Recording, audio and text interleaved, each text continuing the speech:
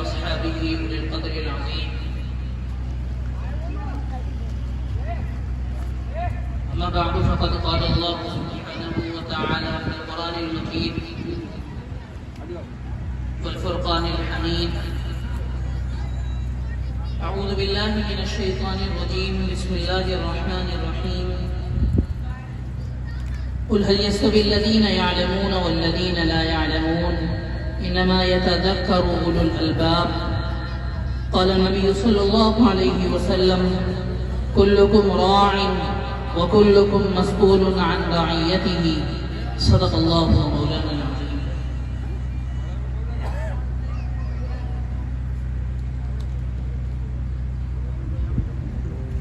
پہلے تعلیم سے تم موڑ دیے جاؤ گے، پہلے تعلیم سے تم موڑ دیے جاؤ گے، پھر کسی جرم سے تم جوڑ دیے جاؤ گے۔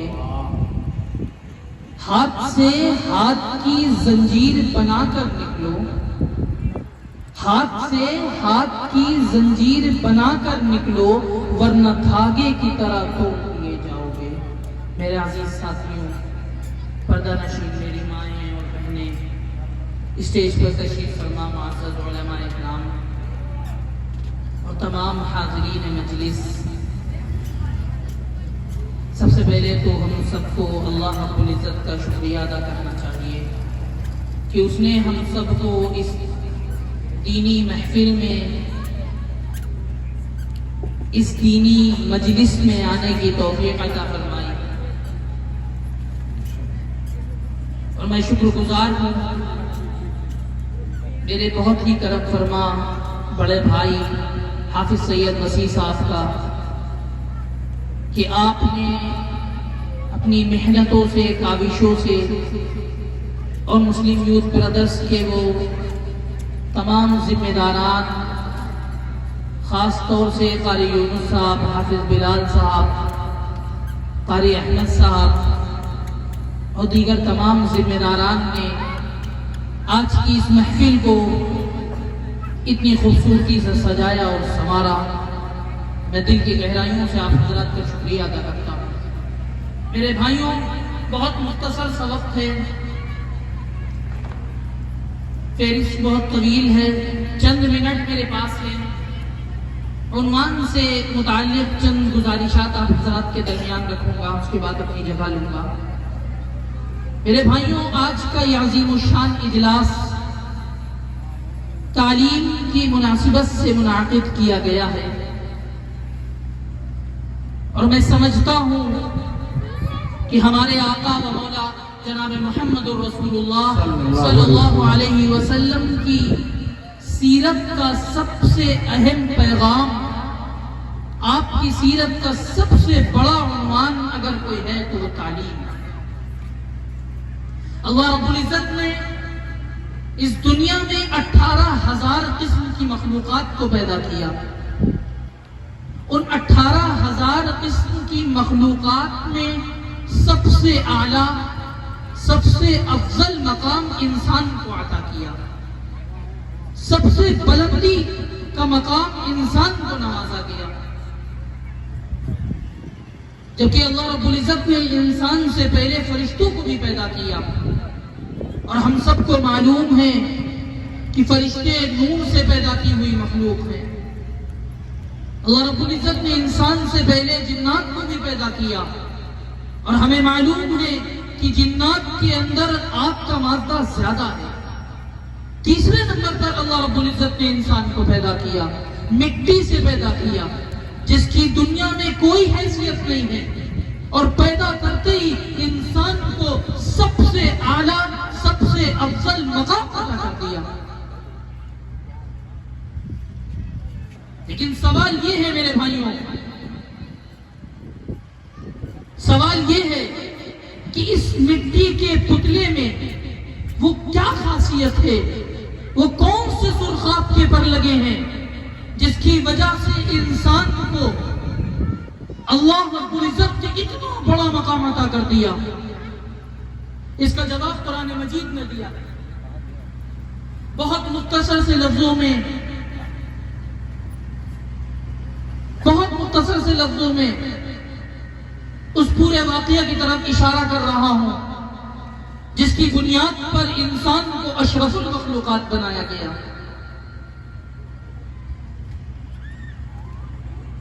انسان کو اشرف المخلوقات بنایا گیا.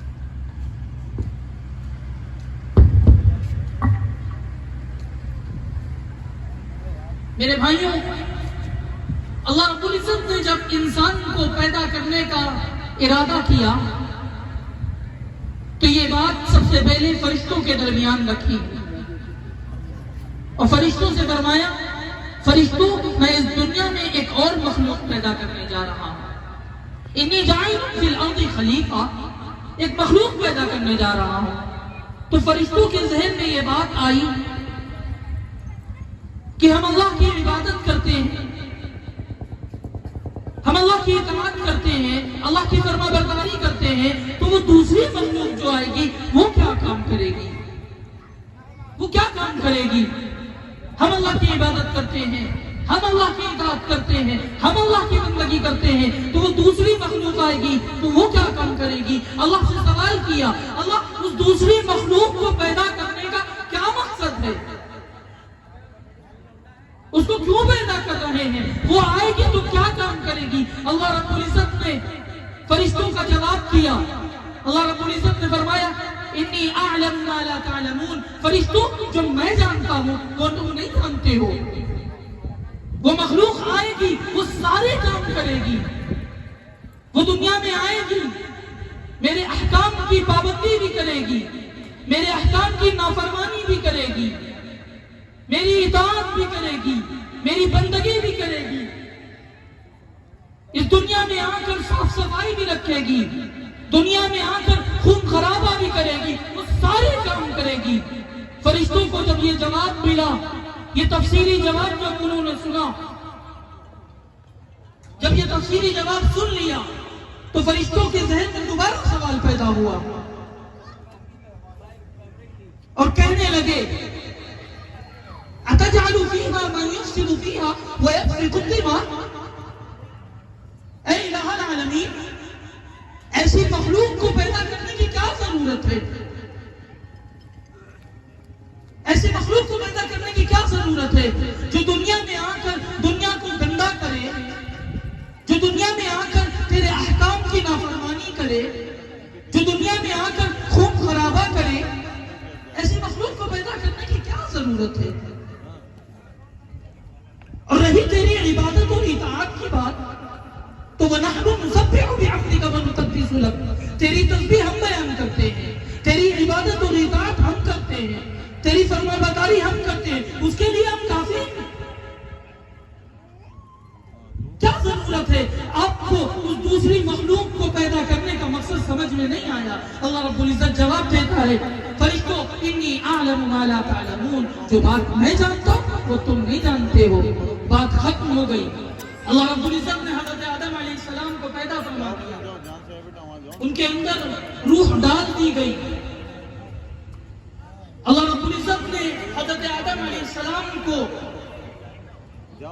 تمام چیزوں کا علم سکھایا، اس دنیا میں پائی جانے والی ہر چیز کا نام بتایا، ہر چیز کا کام سکھلایا، اس کی خاصیت بتلائی، اس کے فائدے بتلائے، اس کے نقصانات بتائے. گویا اللہ رب العزت نے حضرت آدم علیہ السلام کو سائنس کا علم عطا کر دیا، تمام چیزوں کے نام بتلا دیے، تمام چیزوں کے کام سکھلا دیے، تمام چیزوں کے فائدے اور فیچرز بتلا دیے.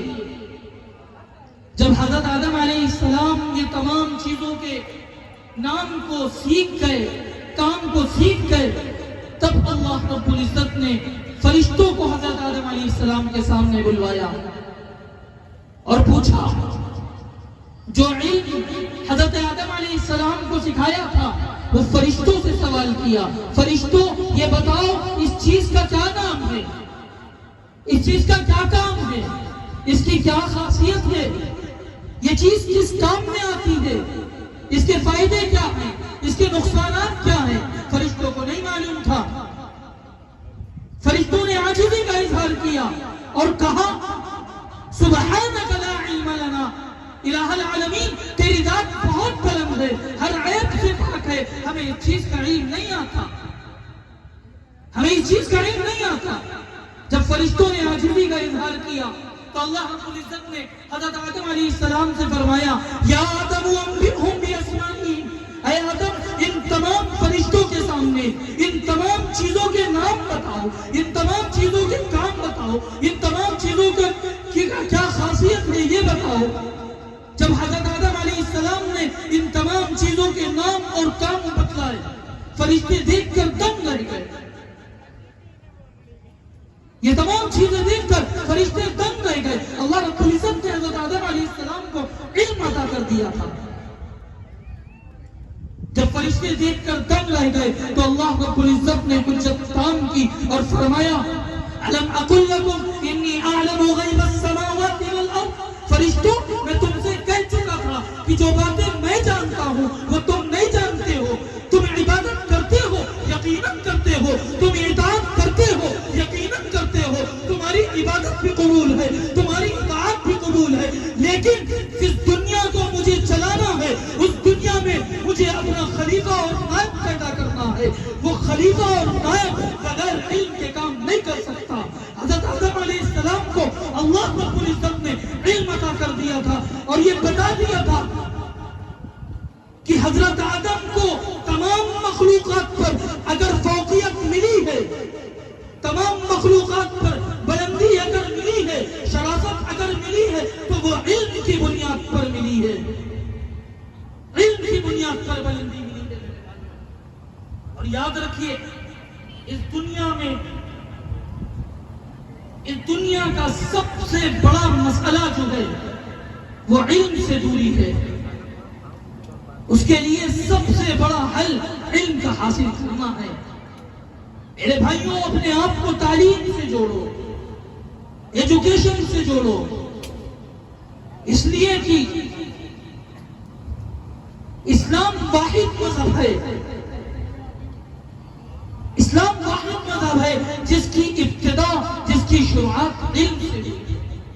آپ تمام مذاہب کا جائزہ لے لیجئے، تمام مذاہب کا جائزہ لے لیے، وہ چاہے کرسچن ہو، یہودی ہو، چاہے ہندوازم ہو، کسی بھی مذہب کو پڑھ لیجئے، کسی بھی مذہب کی شروعات علم سے نہیں ہوئی۔ اسلام واحد مذہب ہے جس کی شروعات علم سے ہوئی۔ ہمارے آقا و مولا جناب محمد رسول اللہ صلی اللہ علیہ وسلم پر پہلی وحی جو آئی، پہلا پیغام جو آیا وہ کس حوالے سے تھا؟ وہ کس حوالے سے تھا؟ توحید کے حوالے سے تھا؟ جنت اور جہنم کے حوالے سے تھا؟ اللہ کو ایک ماننے کے حوالے سے تھا؟ نماز روزہ حج زکات کی اہمیت کے حوالے سے تھا؟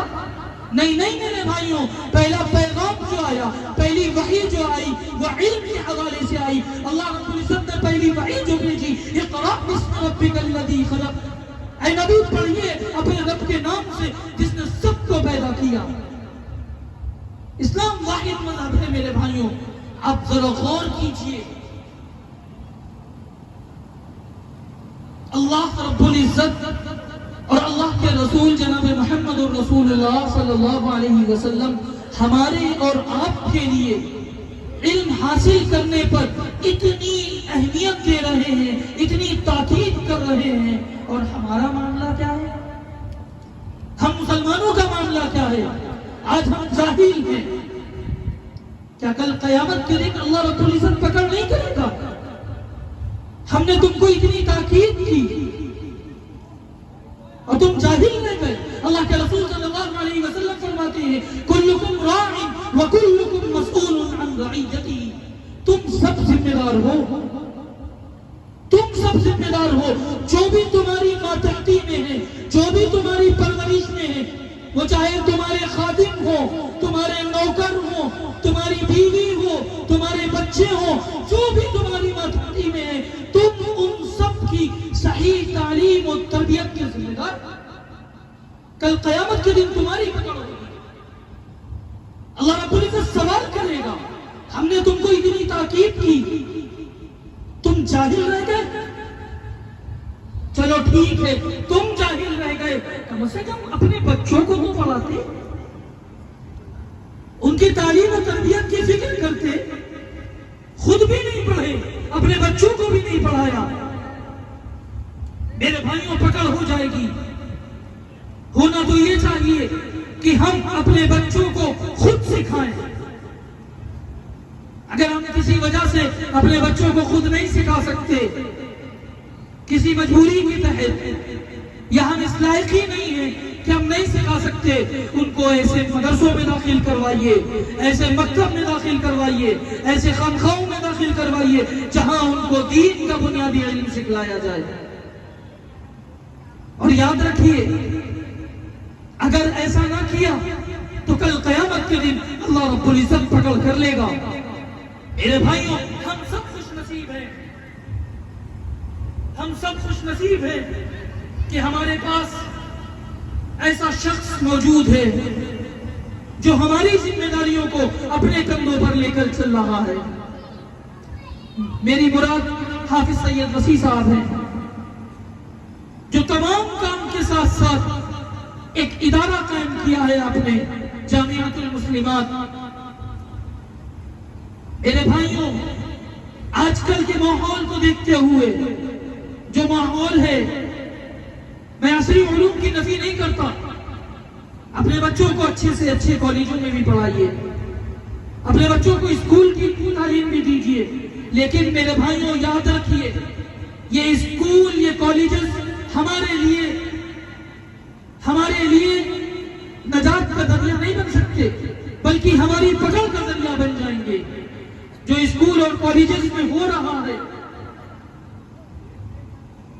ہماری بیٹیوں کو ارتداد کا شکار بنایا جا رہا ہے، اسی چیز کو مد نظر رکھتے ہوئے بڑے بھائی حافظ سید وسیع صاحب نے ایک ادارہ قائم کیا ہے، جامعۃ المسلمات۔ میرے بھائیوں، ہماری ذمہ داری ہے کہ آپ کے کندھوں کو مضبوط کریں، آپ کے اس ادارے کو کامیاب کرنے کی ہر وہ ممکن کوشش کریں جو ہمارے اختیار میں ہے۔ اپنے بچوں کو اس ادارے میں داخل کروائیے اور حافظ سید وسیع صاحب کی طاقت بنیے، اور ان سے عہد لیجیے کہ جو بھی ہمارے اختیار میں ہوگا ہم وہ ہر ممکن کام کرنے کی کوشش کریں گے۔ اللہ رب العزت سے دعا ہے، اللہ رب العزت کہنے سننے سے زیادہ عمل کی توفیق عطا فرمائے، اور آپ کے اس ادارے کو جو آپ نے رضا الہی کے لیے یقیناً اس کی ابتدا کی ہے، اللہ رب العزت اس کو بھی کامیاب کرے، اس جلسے کو کامیاب کرے، کہنے سے سننے سے زیادہ عمل کی توفیق عطا فرمائے۔ آمین۔ وآخر دعوانا الحمدللہ رب العالمین۔ سبحان اللہ، سبحان اللہ۔